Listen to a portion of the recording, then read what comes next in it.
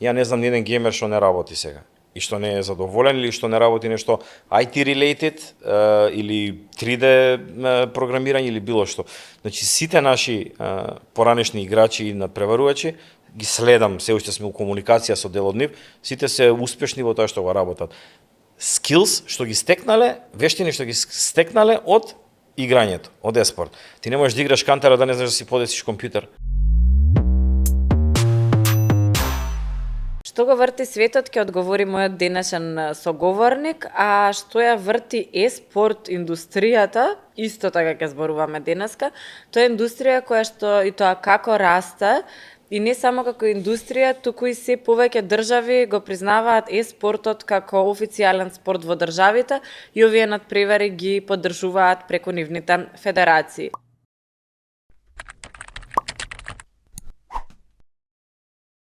Најдовме неколку интересни податоци за еспортот. Па велат вака, еспорт пазарот на светско ниво во моментов тежи околу 4,3 милијарди, тоа е проценето за 2024 година. Меѓутоа, со растот кој што го има од 7,1%, се очекува дека во 2028 година ќе достигне до речиси 6 милијарди. Самиот пазар, што е навистина голем раст ако се гледа споредено со многу други индустрии. Во делот на корисници, исто така, корисниците и оние кои што практикуваат еспорт, континуирано растат како бројка, па се очекува дека ќе достигнат во 2028 856 или 857 милиони корисници. За да не должам јас многу, ќе зборувам со мојот денешен соговорник Бобан Тотовски од Македонската и меѓународната федерација за еспорт. Здраво. Здраво. Што го врти светот? Парите.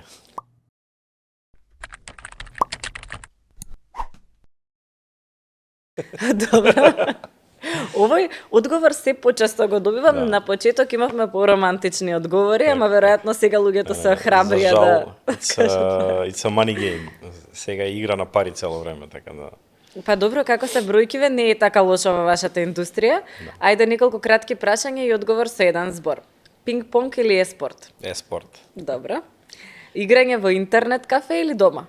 Интернет кафе. Ова ќе го дообјасниме зошто понатаму. И јас пишав Dota или World of Warcraft, ама ти ми рече дека подобро прашање би било Counter или LOL. Да, Counter. Добро.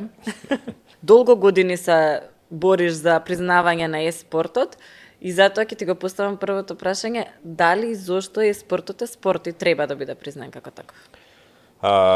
Секако дека самото име еспорт го има зборчето спорт. Причината зашто треба да биде спорт. Јас тоа го воочив 2005 година, кога првпат отидовме како македонска репрезентација на меѓународен надпревар во Сингапур, на тогашните World Cyber Games. Тоа беше таков еден сетап и стејдж, кај што имаше 60 на држави, кои што исто како на Олимпијада излегуваа со знамињата. Имаше професионални тимови дојдени од Данска, од Шведска. Тоа за нас беше фата моргана за Македонија од тој момент да видиш дека тоа постои. Со тренери, со психолози, со сапорт, со дресови, фул опрема и начинот на кој што се спрема игра, химни, медали, трофеи, навивачи, гледачи, значи тоа се све елементи на сите спортски надпревари што ги гледаме. Значи, еспортот ги исполнува сите тие елементи. Единствениот елемент, да кажеме, што не го исполнува со поголемиот дел, не со сите спортови, е физичката активност. Но има многу спортови кои што не вклучуваат физичка активност, како што е пукање со воздушен пиштол. Да, добро. Тоа на лаки стрела, стрелаштво, билијард, шах. Значи, има многу примери каде што не е потребна физичка активност, туку доволно е менталната активност. Да не зборуваме дека понекогаш турнирите во еспорт траат и по 5 часа. 5 часа треба да седиш на столче, да даваш по 16 команди на тастатурата во секунда, 5 часа, значи тоа да се израчуна колку милиони команди се на тастатура.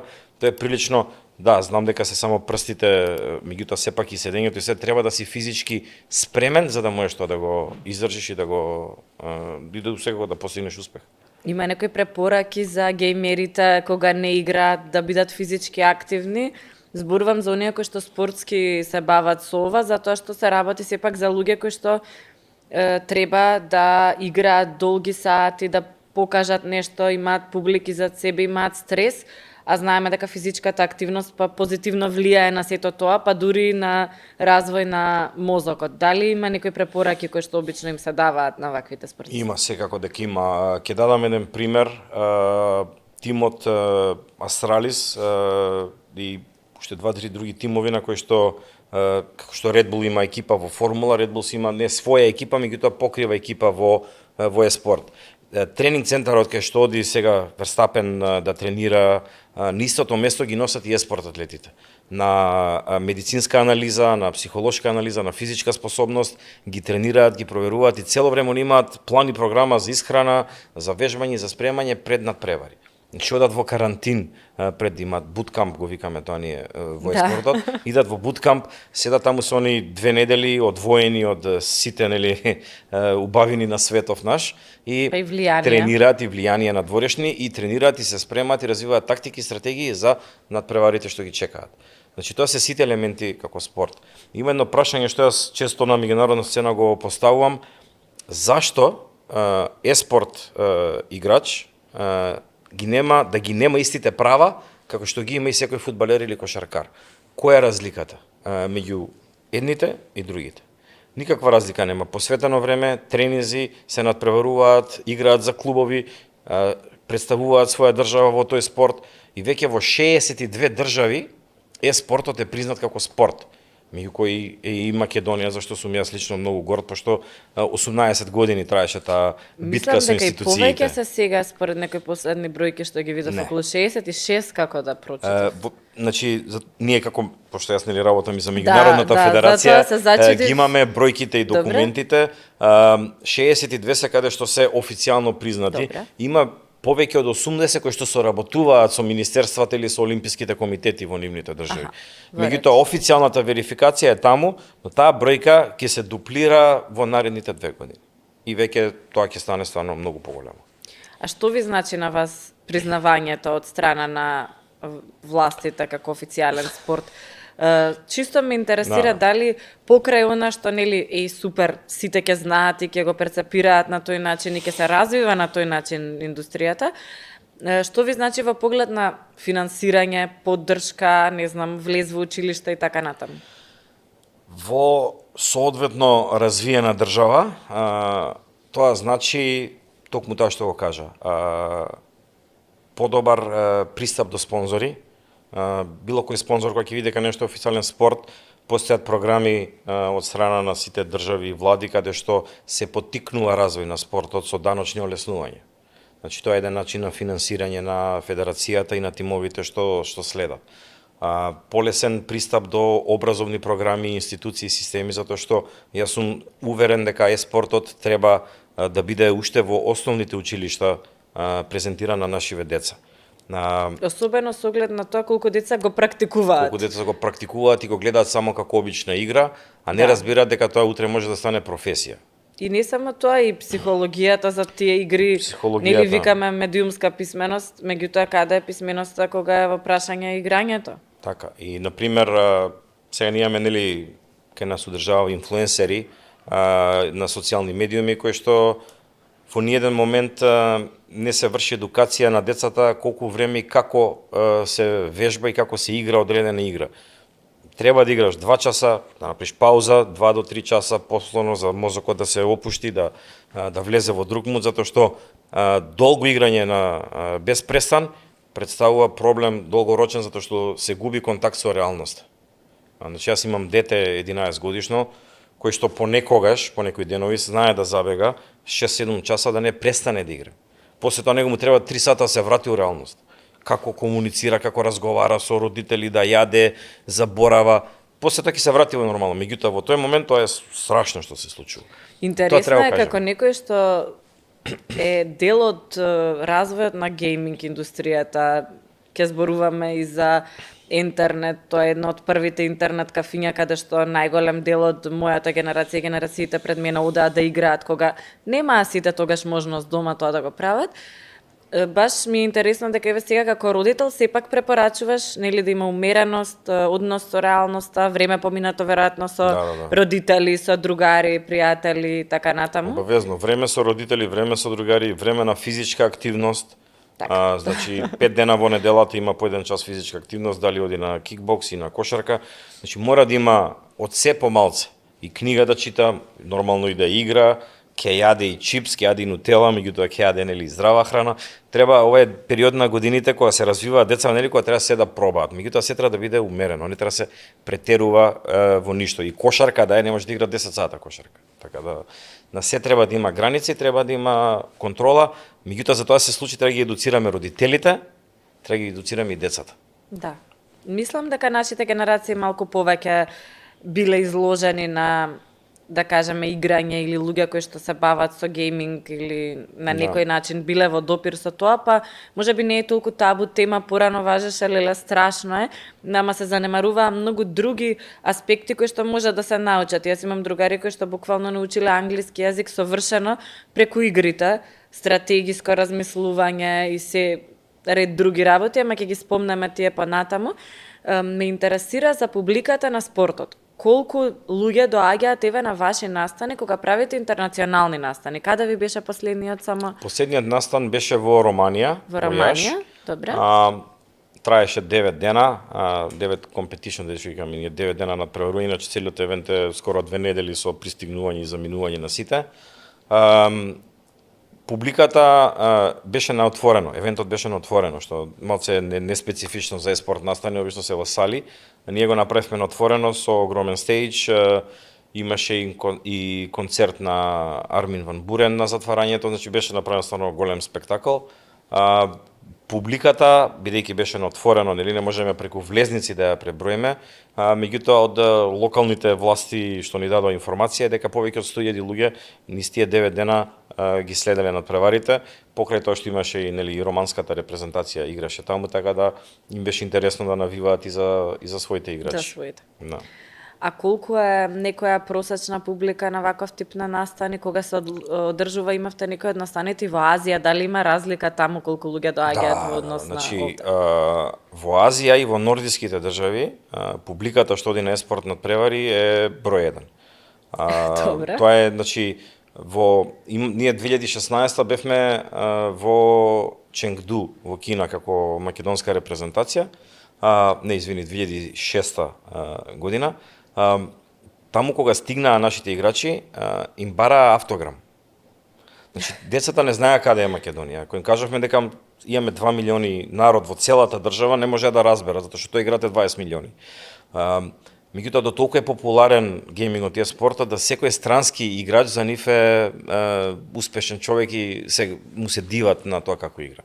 Значи, во Азија секогаш кога ќе се направи еспорт турнир се преполни салите, посебно во Кина. Имавме искуства сега, ќе имаме оваа година и првенство во Америка, во америчкиот континент, ќе имаме во Рио, каде што исто публиката е прилично фанатична за навивање, особено кога игра Бразил. И првиот меч секако ќе биде Бразил-Аргентина, пошто тие две држави и шах кога играат, има страствено навивање, така да тоа ќе не биде нешто што ќе не означи почетокот. Во нашиот регион тука нема толку публика да дојдат, меѓутоа онлайн секако, да, повеќето следат онлайн. Кај нас во Македонија нема големи бројки на гледање во живо, затоа што немаме таква култура. Мислам, нели, подкасти и било што, затоа што културата на тоа да седнеш ти на Twitch или на YouTube или на Facebook или на било што да следиш, да прогледаш, не. Посебно што децата се научени на YouTube Shorts, на TikTok, значи attention span, значи вниманието, они после, значи на кратко видео после 10 секунди го губат.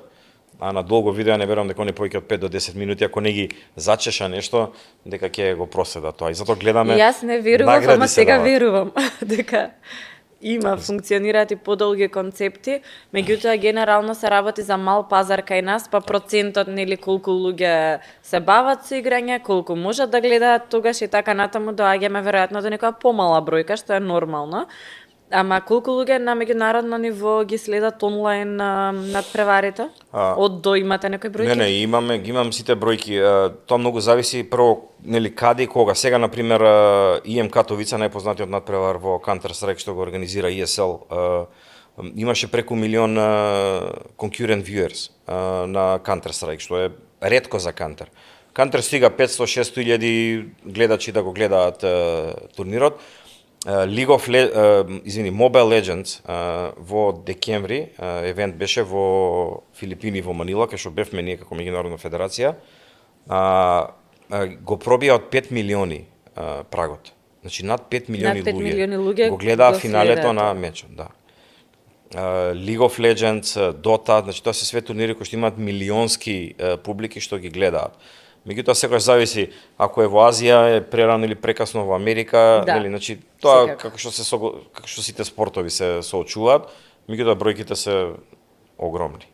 Како да влијаеме на вакви појави? Како да разговараме со децата? Како да го објаснуваме овој феномен и како да им објасниме на јавноста дека се работи за одредени луѓе кои што деца, можеби и млади, кои што на некој начин се заведени на интернет, а не се работи за чисто за спортот како таков. Геймингот како гейминг е многу поширока категоризација од спортот. Тоа е како малскиот фудбал да го споредиме со Лига шампиони. Иначе во светов повеќе од половина од светот игра. Секој ден некаква игра, дали на мобилен, дали на компјутер. Значи тоа се скоро 4 милиарди луѓе у светот. И сега замисли ти да игрите навистина предизвикуваат склоност кон насилство, а пола свет игра игри, што ќе беше светов. Така, значи ние гледаме дека насилството потекнува од геополитички и стратешки поставувања на големите и моќни држави во светов, многу повеќе него на поединци кои што играат игри.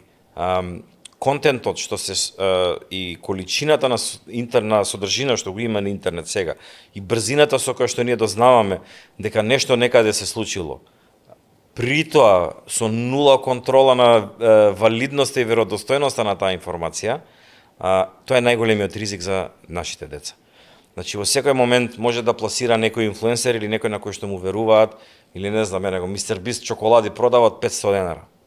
Да. Какво да е тоа чоколадо? И смоки имаше некој исто така 400-500. Да, значи и тој прайм дринкот. Значи има такви некои кои што тотално немаат никаква вредност економска да бидат толку пари, меѓутоа тоа е Мистер Бист, тоа е не знам како сега тој Джек, другиот што го продава на Јас ќе те поправам, има економска вредност затоа што веројатно е многу скапо да се плати таков човек да те промовира, ако веќе тие понатака можат... Не, тоа се нивни производи.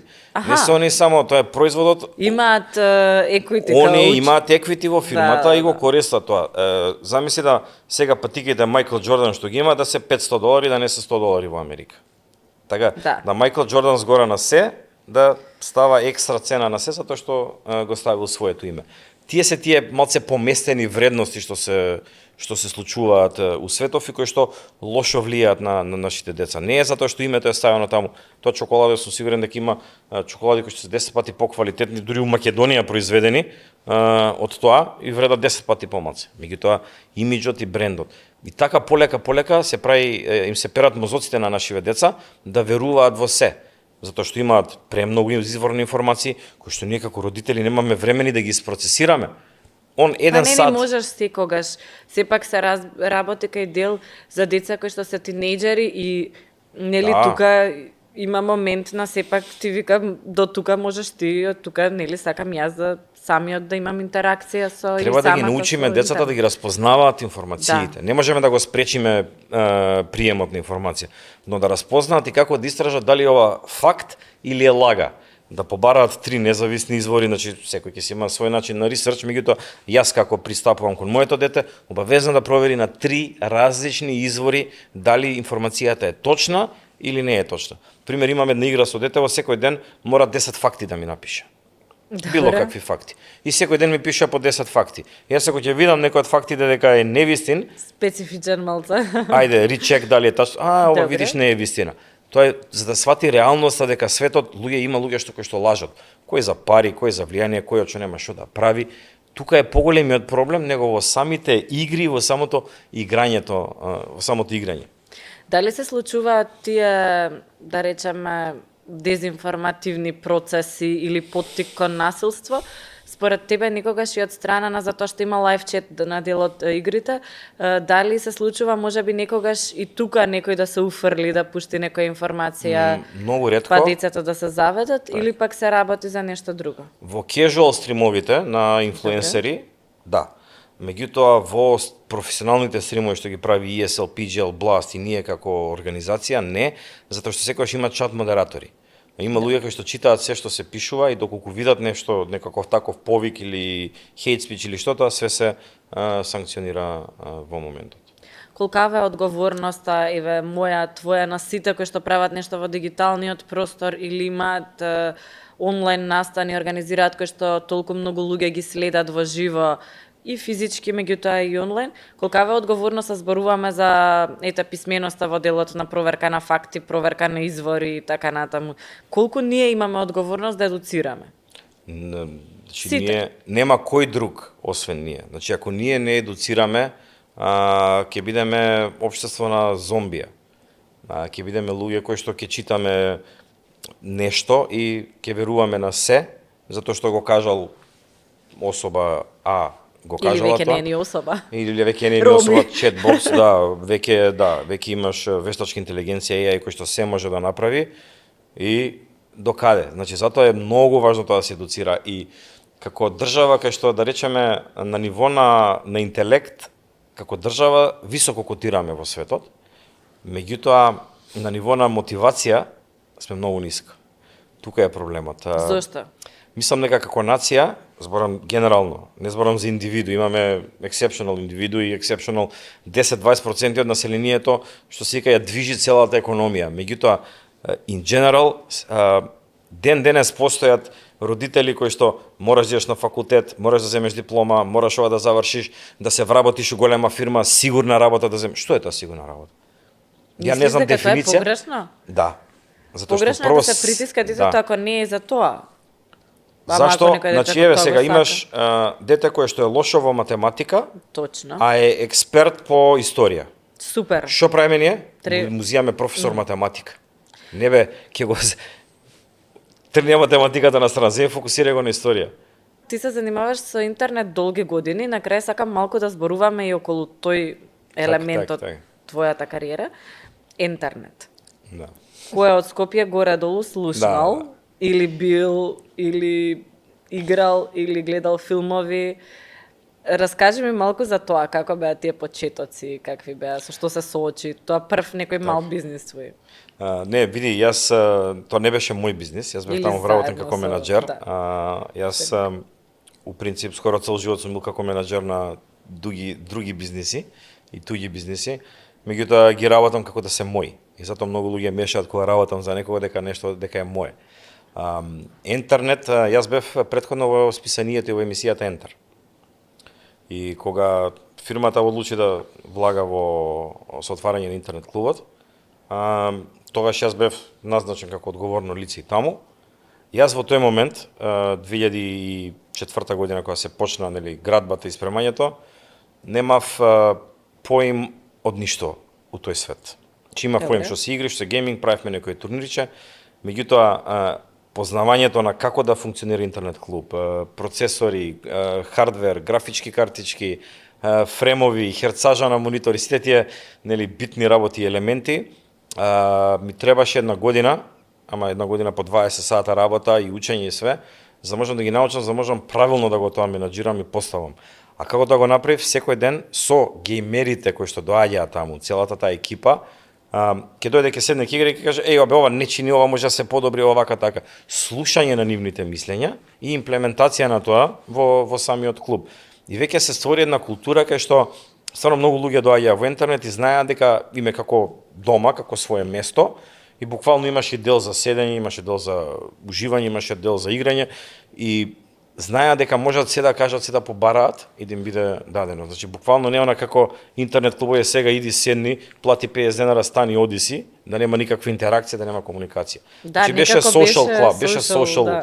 social gaming club, убава култура беше, која Како некој што не играл, а доаѓал, знам дека Да. имаше многу други аспекти на тоа дружење, да кажем. Да. Имаше, значи, се гледаа надпревари таму, имаше на телевизија и фудбалски надпревари кои се пуштале, значи буквално се случувало. Имаше еден дел само за интернет. Мислам сега е смешно да им кажеш на децата дека имало дел ако сакаш мејл да провериш дека треба да идеш негде да седнеш и да платиш 20 денара за да провериш мејл. Па да, ама немаше Да. секој компјутер, Немаше ни секој дома, ниту компјутер, па на телефони, работа да, немаше да, секој да, компјутер.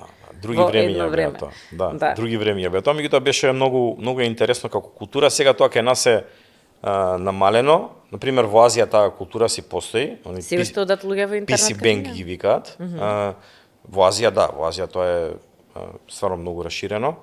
Кај нас многу е намалено тоа, дали има 10 на интернет клубови во цело Скопје. Да, има неколку. Порано имаше 50. Македонската федерација има, да речеме, свој тренинг клуб и центар, кој што е арена во Тафталиџа. Има некои си 50 компјутери, има 4 професионални соби, кај што било кој тим професионален може да не контактира без никаква надокнада ги добива компјутерите и имаме 3 интернет линии поврзани у случај да нешто се случи, да собрани имаат конекција кога сакаат да играат на некои професионални турнири, дури и нашите клубови што се членови на федерацијата, тие се буквално само за тој дел. Кога не се користат, да, се изнајмуваат, меѓутоа углавном тие 4 соби професионални се направени специјално за тренинг и спремање на наши тимови и минали за наши квалификации кога организираме национално. Да. Интересно е, значи ти почнуваш од менаџирање на интернет, што е интернет клуб. Да. А сега си генерален секретар, повторно те реизбра на на меѓународната Светската еспорт гейминг федерација. Кажи ми, дали има некаква спојка, дали искуството, некој од искуството во интернет ти помогна сега во вашето работиш? Првото патување што ти кажав во Сингапур кога однесовме македонска репрезентација беше благодарение на интернет. Значи интернет купи тогаш имаше 120 компјутери. Купивме 120 Samsung монитори, тие беа најдобри за гейминг и влеговме во радарот на Samsung пошто Samsung го организира World Cyber Games. И тогаш кога дозна Samsung за тоа, Samsung дојде и ни кажа ќе ви помогнеме финансиски делумно да испратите репрезентација во Сингапур, направете квалификации во интернет. И ние тогаш прв пат се соочивме со тоа.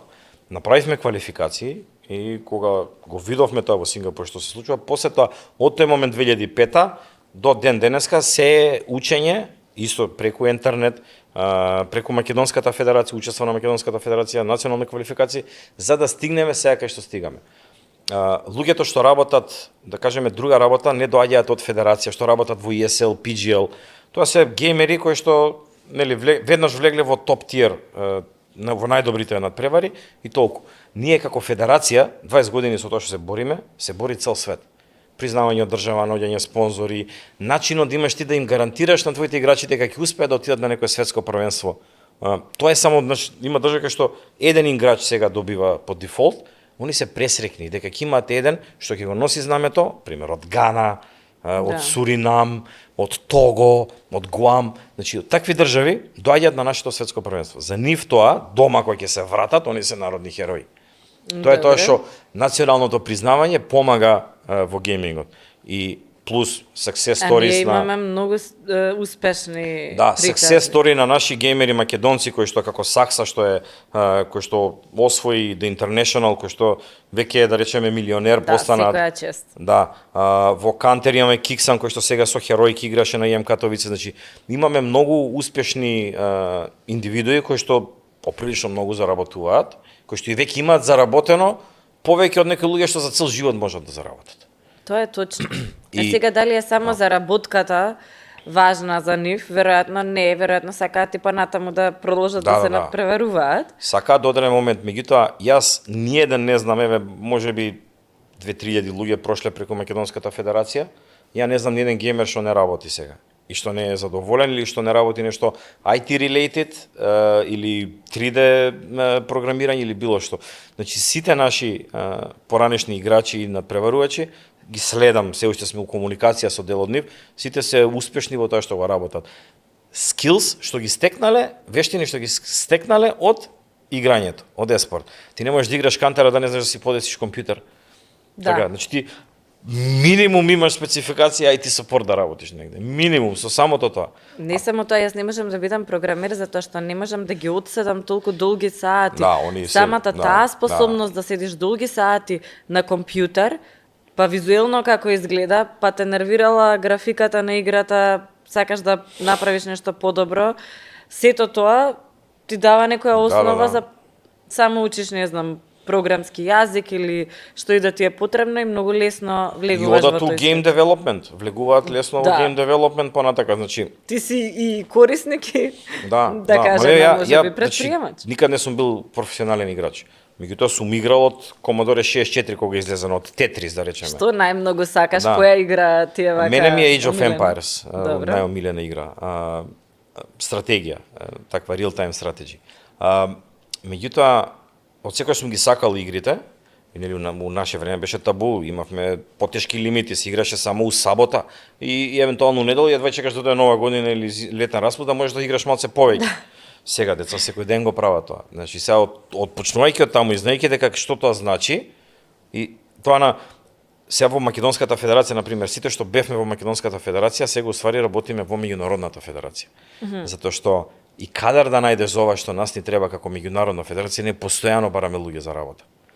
И практично веќе ова се спремни кадри кои што Ова се веќе спремни кадри лесно што само се лесно веќе ја пренесуваат. знаат визијата и мисијата на федерација. Чекај се, дева што го направивме у Македонија, после 15 години борба, да го направиме у светов. Ја го правиме веќе 3 години работиме, го правиме веќе тимот на Меѓународната федерација у Македонија 20 луѓе. Што не е мала бројка. Па не е мала бројка. Да. А дали мислиш дека можеби ни е полесно на овој пазар кој што е релативно понов од некои други да влеземе, за разлика од македонска компанија или македонски кадар да влезе на некој меѓународен пазар каде што веќе има воспоставени играчи во светот? Ние можеме, проблемот е што тоа што ти кажував кај луѓето, кај мотивацијата, кај амбицијата, тој дел ни недостасува малце. Иначе има Секогаш има она, кога одиме во странство сме мотивирани. Не, ама ние сме 10 пати поспособни. Значи, сега рачунај дека значи, седиштето ни е во Кореја, ние сме во Македонија. Значи, во Кореја има 5 луѓе вработено, во Македонија има 20 луѓе вработено. Порано беше 5 во Кореја, 5 во Македонија, кога почнавме 2021. Значи, овие 5 во Македонија, 4 пати повеќе работа завршуваа од тие 5 во Кореја. Да. Сега рачунај овие 20 од Македонија, да треба да ги сменам со корејци, ќе ми требаат 100 корејци за да го смениш. Ништо Поради против корејците. Култура, не, ништо, не, поради култура, поради сетап, поради начин на функционирање, значи кај нив е пример, да, азијската култура да работат по 18, по 20 сати, меѓутоа начинот на разбирање на светов, кај они не се бореле во животот за работа, они не се бореле за факултет, они не се бореле за средно, кај нив има ред и поредок за се. Кај нас све што сакаш треба да се избориш. Ако сакам јас како македонец да успеам на двор, морам да знам англиски. Цело време бараме решенија точно англиски. Цело сите време знаат. си барам, морам да знам англиски, морам да знам да зборувам, морам да знам маркетинг, морам да знам дизајн, значи нема нешто што ти не треба да знаеш за ако сакаш да успееш. Така сме научени, така сме израснати да бидеме нели мултитаскинг и мултискил. Кај нив не е, еден човек е за финанси и толку. Тој тера само финанси. Да. Еден човек е за тоа, тој го тера само тоа. Затоа викам ќе требаат 100.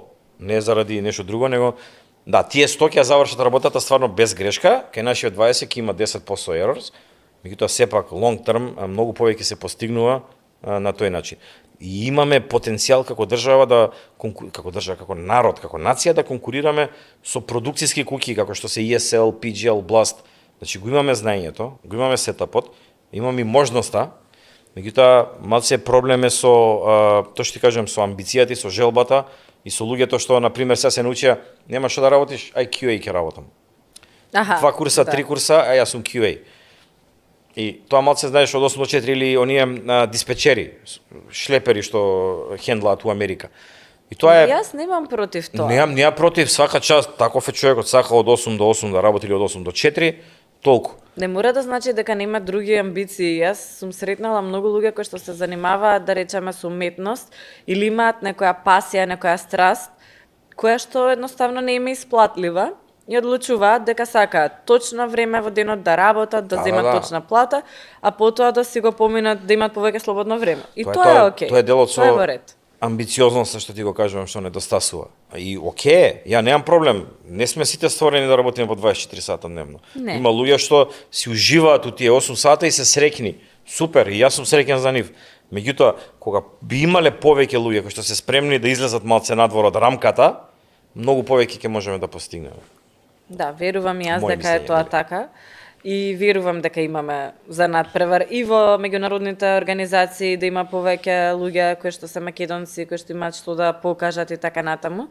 Од Македонија не е важно што се. Да. И имаме примери на луѓе кои што во светот се популарни, кои што доаѓаат од Скопје, кои што доаѓаат од Македонија, така што нема зошто да не. Имаме примери, само почесто да зборуваме за Да, тие да. примери, мислам дека ќе ни се појача амбицијата. Треба веројатно и многу да патуваш. Како изгледа тоа, како ти влијае позитивно, негативно на слободното време или можеби сега имаш повеќе слободно време? Слободно време, ке мене пристапот е друг. Ја немам слободно време. Добре. Затоа што цело време комуницирам со 140 држави од светот, кои што се научени дека ако сакаат брз одговор или насока или искуство или совет, се обраќаат кај мене. И тоа се 3 временски зони диаметрално спротивни една на друга. Значи, кога да завршиш со Европа, почнува да се јавуваат од америчкиот регион. Кога заврши америчкиот регион, се буди Азија. И тоа е еден луп кој што спиеш? 3 години не завршува, спијам. Сега малце повеќе, по 6-7 сата, меѓутоа има периоди кога спијам по 2-3 сата на ден, кога не може да се постигне, посебно кога сме на евент. Да, влијае, меѓутоа јас или работам и сега ако, пример, со детето или негде ако треба нешто да направам сам за себе, тогаш го правам да биде слободното време. А немам као слободно време, па чекај се со што ќе го пополнам слободното време. Не, него имам нешто што треба да направам приватно, па си го креирам да ми биде тоа време слободно. Иначе немам као состаноци, не закажуваш средби, практично си го ослободуваш тој. Да, тогаш го ослободам времето, кога тогаш треба тоа да го направам на приватно, треба да имам, не знам, на слава, на роден ден, на некаква си, да речеме, приватна обврска, тогаш го правам да ми биде слободно времето. Иначе ако немам обврска, буквално 20 сати од денот слободно можам да сум. Сега ќе ти го покажам телефонот после, ако е под 100 нотификации, јас што сакаш ќе ти дам. Колку патуваш за работата? Многу. Патуваш често? Многу. Минатата година скоро 250 дена не бев тука. Посетени некои 20 и 30 на држави. Многу летање, многу сати. У милји среќа Туркиш ми води евиденција, се негде околу 150.000 милји. Ќе добиеш некој гратис летање? Па и можам да ги сменам милите со авионска карта, да, ама нека седат, сега пошто немам кога. И секој време кога не патувам, сакам да го искористам да останам од се тука, пошто колку поеќе искаш во Македонија, заборавам. Забораваш делот како е тука, и убавите и лошите работи, нели, нашиве небулози што се дешаваат во држава, меѓутоа не е свен толку лошо кај нас, има и убави работи. Апсолутно. И кој ќе го видиш светот, сваќаш дека кај нас е стварно навистина убаво се живее во Македонија. Добре. Имаме предности затоа што кога ќе отидеш во Индонезија, кога ќе видиш сиромаштијата таму, кога ќе отидеш во Филипини, Рио, сите Рио или Лас Вегас, сите мислиме Лас Вегас дека не знам што. Значи, Тоа е дел, а другото не го гледаме. ние тоа што го гледаме е најубавото. Така, како да земеме са Скопје од дрон да го снимаме, само убавите работи, нормално ќе изгледа најбољи град на светот. Меѓутоа, тој ќе влезеш таму, има ќе такви отидеш. дронски снимки. Има, знам, затоа ги давав како пример, пошто ги видов, ја леле, викам кај живеа, дори онака горце осетив. Меѓутоа во светот кој ќе отидеш, кој ќе го видиш тоа на лице место, колку е неубаво, колку е прљаво, колку е небезбедно. Значи било што ти треба да отидеш, треба да одиш. Кај нас идеш се симнеш на 100-200 метра, на 1 километар имаш све што ти треба. Дали мол, дали банка, дали ништо. Гужва во сообраќај било ова кај нас. Ова кај нас не е гужва во сообраќај, верувај. Тоа што се случува во светот, ние сме бомбона. Миште, ако имавме јавен превоз, ќе беше малце Да, подобро. на тоа може да се поработи малце, ама Добро, ние се споредуваме најчесто со Европа и слично еве се делот тимов на Змај отиде во Африка. И нели се враќаат со некои слични ставови дека не е толку лошо, меѓутоа ние сме дел од Европа и секогаш ќе се споредуваме со европските држави, особено оние кои што се во Европска унија, каде што целиме. каде што нели имаме среден сообраќај и така натаму, сепак имаме и некои наши специфики кои што прават да е убаво живењето, тука ти се сите блиски и слично. 250 дена на пат. За мене некогаш тоа е убаво, некогаш не е убаво. Секогаш ти е така предизвик да откриваш нови работи, како што изгледа тоа на социјални медиуми кога ги гледаме оние travel блогери или не баш? Сега, тоа е најголемиот проблем затоа што секогаш кога ќе отидам негде, добивам коментари од пар луѓе или групи на луѓе се изнашета. Да. Колку ти е убаво, колку ти е јако. Ама јас верувај дека кога ни беше светското на Бали, пази имавме светско првенство на Бали. Имавме стејдж на плажа. Јас во вода бев цели 6 минути. Добро. Од 60 дена во Бали, јас успев да се избањам 6 минути и тоа ме извлекоа, ајде влези, пошто тука си, да се сликаш. Да осетиш водата, да осетиш солта. Затоа што ние одиме таму на работа. И ретко имаме некоја се случува еден ден домаќинот да ни организира некоја туристичка тура, да ни извози и да ни покаже. Меѓутоа на Бали, каде да сакаш да отидеш, беше 4 сата, 8 сата, 12 сата, а ти таму имаш 7 дена да направиш 1000 параметри да подесиш за цело светско првенство и немаш време многу за такви туристички активности или слободни активности. И затоа, при шетањето гледам дел од културата колку можам, меѓутоа никогаш нема време да оставиш ти 5 дена, и ќе останеме 5 дена, да го доживееме или да го видиме Бали. Ја у Бали видов 3 клубови кај што не однесоа и 2 плажи. И тоа седнеш у колата, возат сат и пол, стигаш, таму си, се враќаш. И по пат гледаш. Деца, луѓе, имаш тие, немаш тие, сите работи. И од тоа успеваш некако да осетиш и да дознаеш какво е таму, ствари, како живее народот. Да си направиш слика која што ретко ја гледаме на фотографии, на Инстаграм или некаде. Веќе повеќе има подигнување на свеста за такви работи, меѓутоа некој кој што отиден таму на пат и сето тоа е спонзорирано и убаво, не секогаш ги покажува оние сегменти на немаштијата, на потешкотијата да се стигне од точка А до точка Б, безбедност, небезбедност. Што нема пари од тоа. Нема пари од тоа. Блогерот ако покажува само лоши работи, кој ќе му плати или од кај ќе добие value за да може од гледачи, од subscribers ќе стигне до таму, ама луѓе кои ќе го видат тоа нема ни лайк, ни ништо, дури може да не им се свиѓа. Не знам, тоа е меч со две оштрици, меѓутоа јас не, ја гледам, следам социјални медиуми цело време и не можам да најдам некој из Индонезија да ја каже вистината. Ќе најдам некој клипче 30 секунди, 2 минути, 3 минути, меѓутоа нема, или за Филипини, за Манила. Ја у Манила добив буквално едукација за историја, дека шпанци биле таму, дека американци, дека се тепале со јапанци. Не го знам.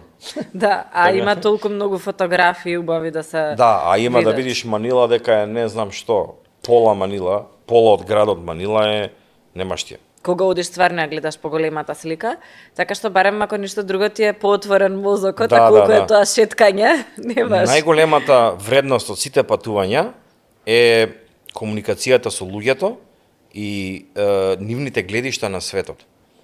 Пошто кога ќе го видиш тој во Индонезија среќен дека ти си седнал кафе се напиши да си му дал $5, а кога ќе идеш во Америка тој кој ќе ти се наљути зашто си му дал $5, ја сваќаш разликата, или кога ќе отидеш во држави кај што не смееш бакшиш да дадеш, се љутат ако дадеш бакшиш, кај што е забрането да дадеш бакшиш. Добре. Значи, пример на Блиски Исток, како има одредени ресторани кај што ако дадеш бакшиш е навреда.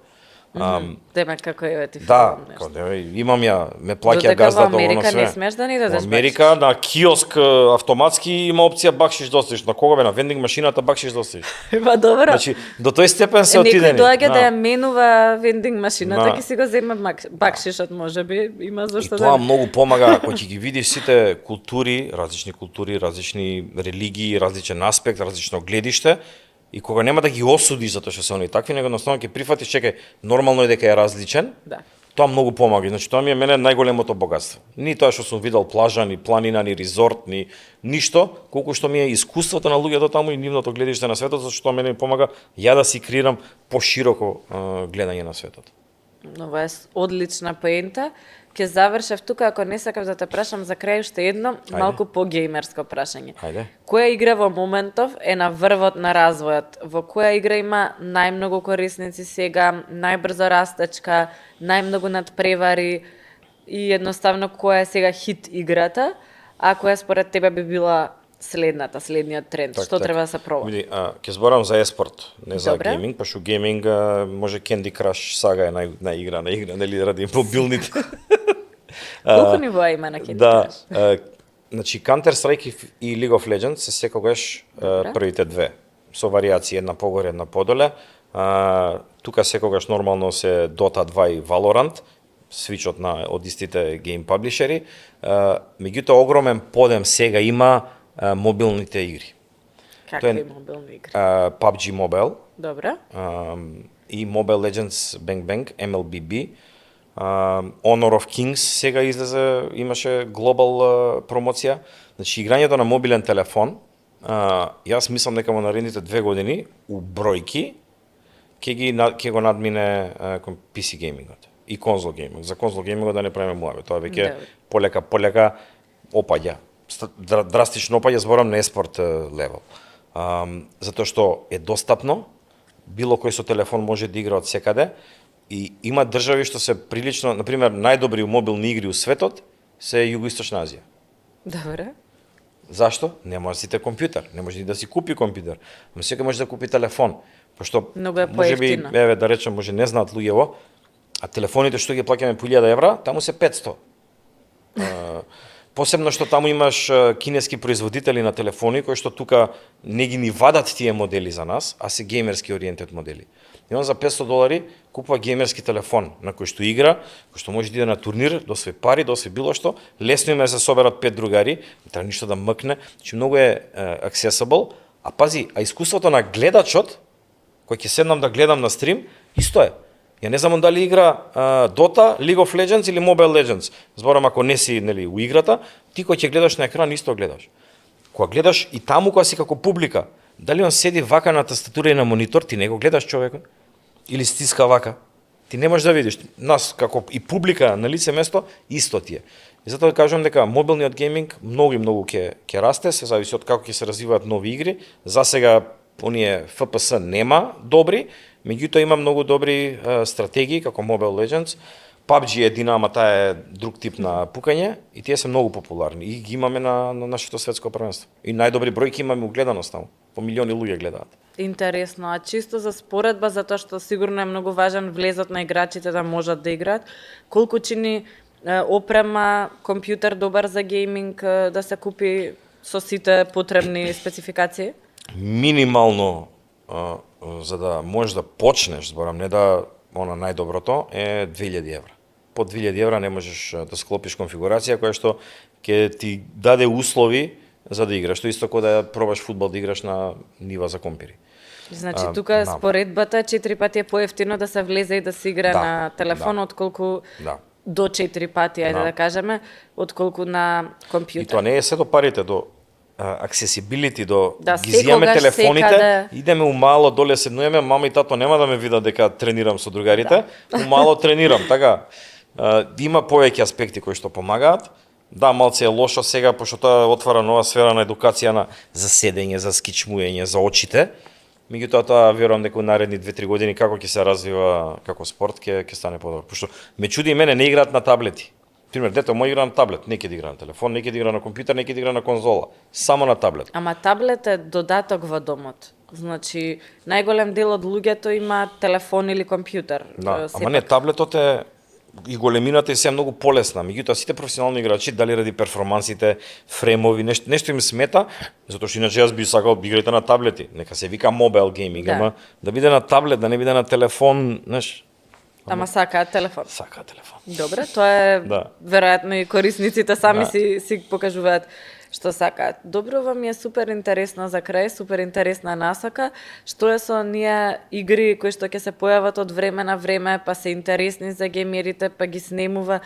Јас знам едно време Диабло кога излезе некоја двојка, тројка, беше многу голема ука-бука на интернет, па сега некако не се ни спомнува. Нема, има такви игри, например, еве Starcraft беше мега популарно у цел свет.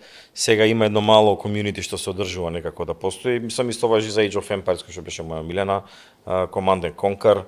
Че има многу игри кои што беа популарни, меѓутоа таа генерација се мажи, се жени, има деца, обврски и работа и се помалце можат да се ангажираат. А тој тип на игри и гейминг не ги допира новиве деца. Например, Counter Strike, League of Legends, Dota се ретки игри кои што имаат таква традиција да постојат повеќе од 20 години и да ги зафатат сите генерации. Што ги издвојува? Едните се, нели, пукање, другите се стратегиски, така натаму, што ги издвојува овие? Имаш некоја идеја Па или највеќе, најголемиот дел е тимска игра кога е. Кога се тимските игри, кога има тимови и кога постои тој што го зборам еспорт сегмент, каде што ти гледаш како игра тимот, му се дивиш на тимот, сакам да бидам како Simple или сакам да бидам како Сакса. И тогаш ќе те мотивира да играш таа игра затоа што го гледаш херојот и си гледаш и ти е интересна играта. Во овие немаше толку многу успехи херои, да речеме и success stories во светот затоа што не знам, StarCraft доминираше 90% Кореја. 10% имаше по некои нордиски држави ќе се појави, имаше мислам или двајца американци, така да и тоа многу значи да е тимска игра и нормално издавачот на играта да има апдејти, да продолжува и се, пошто кога ќе почнеме од CS 1.6 до сега до CS 2 што е излезен, имаше Global Offensive, имаше различни верзии на играта кои што после тоа време апдейтува да биде поинтересно за гледачите. Така, како и секоја технологија. Многу ти благодарам, мислам дека беше супер интересен разговор. Мене ми беше интересен како некој што растел со геймери, ама никогаш не играл дури ни Candy Crush, а верувам и за оние кои што малку повеќе се разбираат имаа што да слушнат. Да, само на крај да додам дека ќе имаме се национални квалификации во Македонија, каде што најдобрите од Македонија ќе можат во Counter Dota и во eFootball да се надпреваруваат за прво да бидат најдобри во Европа, а после да представуваат нашава држава во Ријад на светското првенство што го организираме како меѓународна федерација, така да мислам дека Кога почнуваат и каде како да се пријават? Тие почнуваат од 20 март пријавувањата во нормално све ќе биде онлайн на Македонската еспорт федерација на нашите социјални медиуми, тоа го објавуваме. Повеќето подобри клубови и тимови веќе тоа го знаат преку структурата на наши клубови што ги имаме како членови. Меѓутоа убаво е и јавноста да знае дека се одржуваат квалификации, се прават лиги, се прават се. Се уште тоа го правиме, иако сме признати, се уште тоа повеќето го правиме сами. Си имаме спонзори кои што не поддржуваат, меѓутоа тој делот на институциализација и поддршка од државата се уште малце лагира, посебно сега идат избори, да се знаеме кај нас како функционира тоа. Така да ќе почекаме уште една година, чекавме 18, не е проблем уште малце да почекаме. Добро, супер, а како ќе може да го следиме тоа? Да, обавезно на Twitch и на YouTube на Македонската федерација имаме пренос, имаме кастер, имаме се буквално го правиме како сите, само што не сме на класична телевизија, него идеме на онлайн. Добро, благодарам. Се гледаме следниот пат со повеќе успеси на федерацијата. Се гледаме.